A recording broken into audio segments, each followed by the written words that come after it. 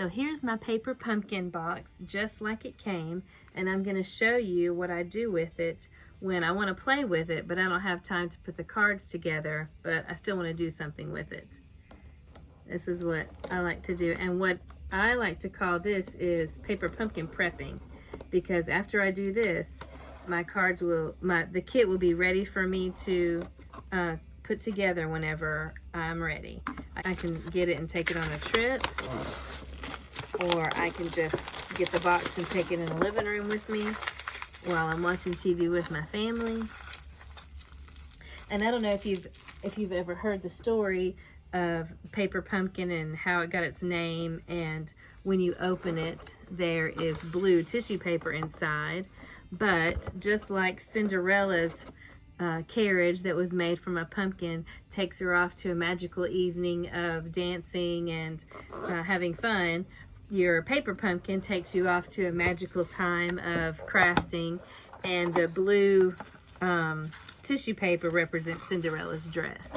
Let me see if I can put it like that so you can see it better. Yeah, this represents Cinderella's dress. So that's where that comes from. And if you're like me, I don't like throwing tissue paper away. So I always try to open it neatly and not tear it. And then I fold it up and put it in my tissue paper stash and use it for birthday cards and things like birthday gifts and things like that. So I'll fold this up and put it away later.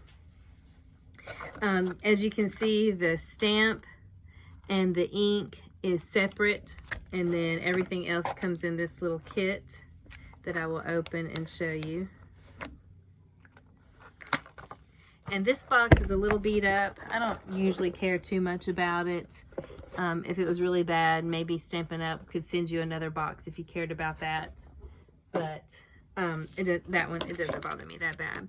So this ink has, this paper pumpkin has Timid Tiger in it, which is some of the new in color colors that I already have an ink refill for, and I'm not going to need to make my own ink Stampin' Spot with these because I got it in my paper pumpkin kit. So that's good. All right, so we'll look at the stamp set a little bit later. Okay, I'm gonna open this, and there went my lid, which I lost a little while ago, and it was gone for several months, and then I just found it, so I'm gonna pick it up before I lose it again. Here it is. All right, so inside a paper pumpkin, if you've never seen them before, there's tons of videos where people do unboxings, so this is nothing special, but I just sometimes have a few different things that I like to share. So I have a box.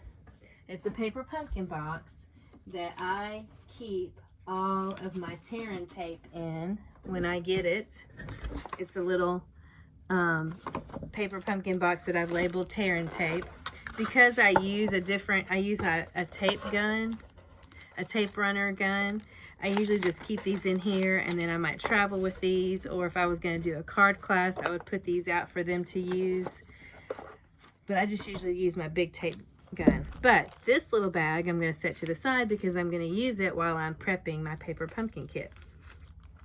Then the same thing here. I have a smaller container, because these are so small I don't need a whole paper pumpkin box. But I have this little container that I put all of my different glue dots in that come from Stampin' Up.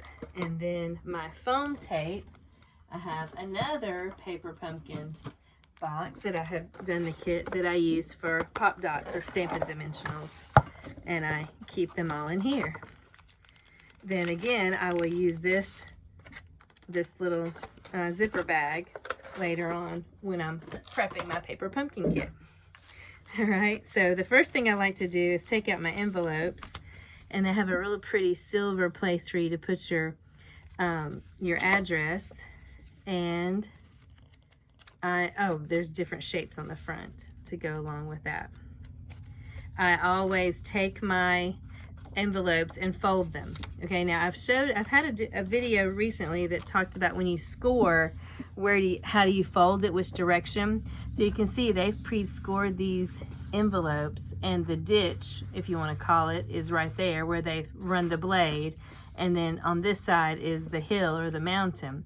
And you know that you're going to fold it this way, so that shows you that the hill or the mountain goes inside, and the ditch where your blade has run to disrupt those paper fibers is what's going to go on your outside. So whenever I forget, when I've scored a card base, which way I'm supposed to fold it, I always think about these envelopes when I get them, how they're scored and how you're supposed to fold it.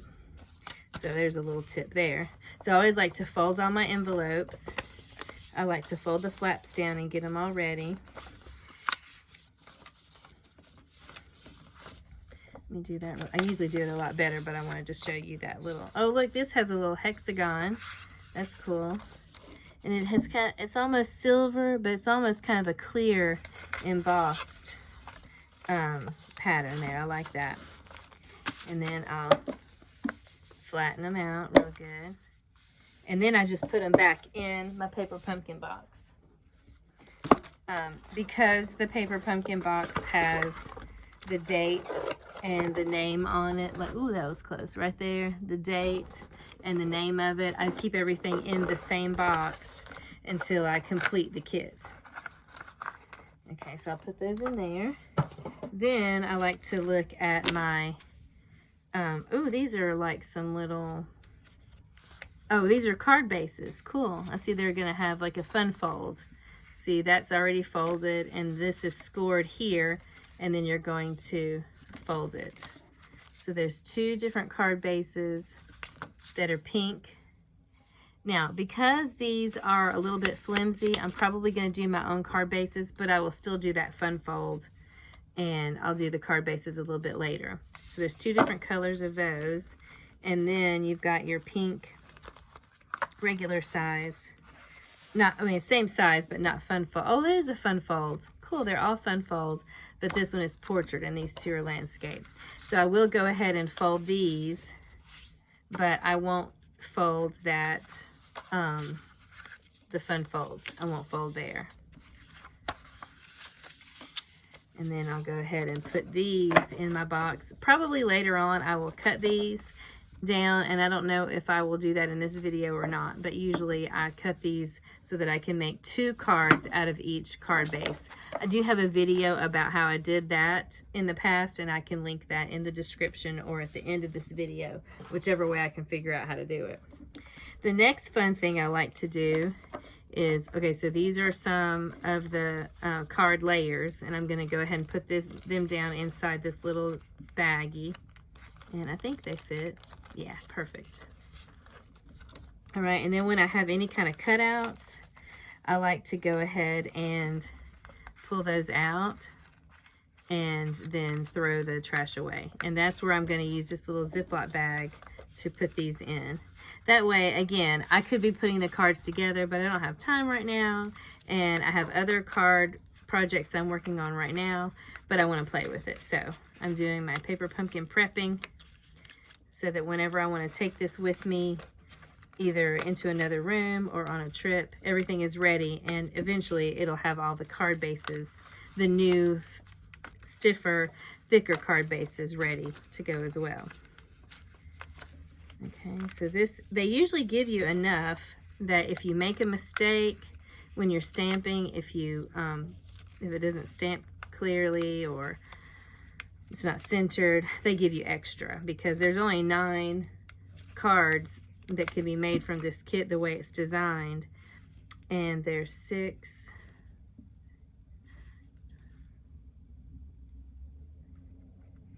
20 of these. So when I cut my card bases in half and double the number of cards I make from this kit, I will have plenty of these to make the extras, and probably some extras left over. So that's fun. This is also, this is a happy birthday themed card kit. So we'll get to the sentiments in just a few minutes after I finish tearing these out. I'm not to the point where I know how to speed it up and play some music, so if you got bored listening to that, you could play some music and not listen to it next time. All right, so then I'm going to put these down inside of this little Ziploc bag. So that's why I like reusing these for the things that go inside the kit. All right, let me get rid of this. And also, if you haven't seen any of my other videos, you might be like me where you've gotten to the time where every now and then you need a fan real quick. And all of the Stampin' Up! Kits come with this perfect fan that you can fan yourself with if you get really hot. And I keep one in every room in my house. Even if you're really fun, if you want to have a lot of fun, you can decorate them. But usually I just keep them like this next to my chair, in the office, next to my bed. And I actually have one in the car as well. Oh, cool. These are actually stickers. So I won't be separating these. I will just leave them in the box with the envelopes and the card bases. But here are some punch outs. I'm going to do those last. Okay, then you have your instruction kit. And all of these are like little tent cards where you fold it in half and there's something that stops it from closing again, and then you can set it up on a table or a desk or a mantle and see the front of the card standing up. That's going to be so cute. And I'll do my card bases, the new ones with the stiffer cardstock, that way as well. Then here, since we can see this, I'll show you. These are your stamps. And when you look at these can be used with any cards. They don't even have to be with this kit. I really like this for backgrounds, or just if you need some extra. Some people don't like white space on their cards. You can use these to fill in the background. Look at these cute flowers. And there is a add-on die set that I'll show you in a little bit. I've gotten it in the mail and I'll show it to you later. It probably coordinates with this. I just haven't had a chance to look at it and remember what is in it right now. Okay, so that's cool. And all the instructions are so easy. You just look at it, tells you what to do. There's not even any words. They do give you measurements on the side, so if you need to measure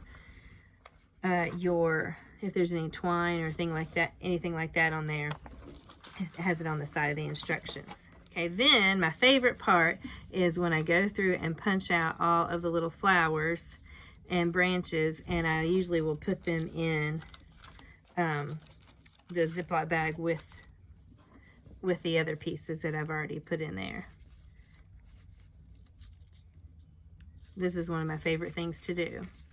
So there's a lot of these. So I don't know if I'm going to do all of these on camera, but I'll do a few and show you how I put them in here. And that way they don't get lost, and they still stay protected and they don't get bent.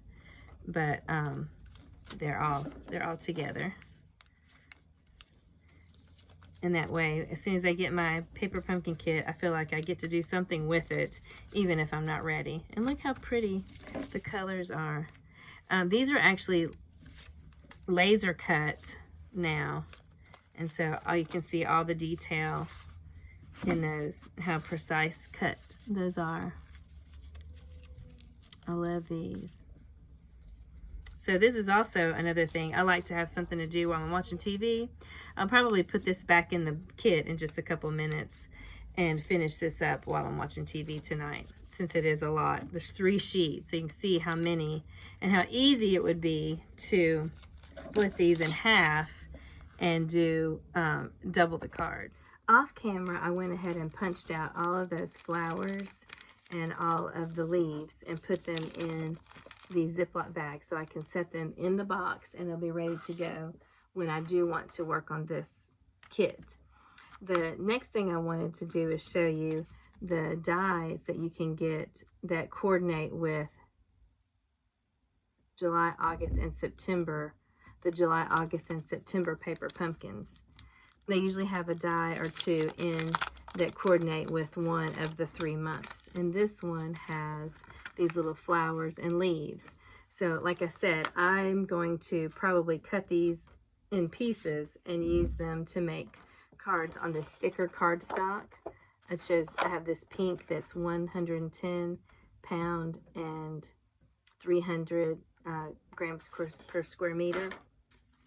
And I will probably run out of the flower so I can do some more leaves and flowers.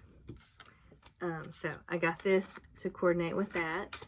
And then the last thing I just showed you, I'm going to score this in half. And some of them score one way and some score the other. So I will do some of them landscape with the folds at the top and some of them with the fold in the middle. So I'm going to score first. I'm trying to get into the habit of scoring my paper first, so I only have to score once and then cutting it in half.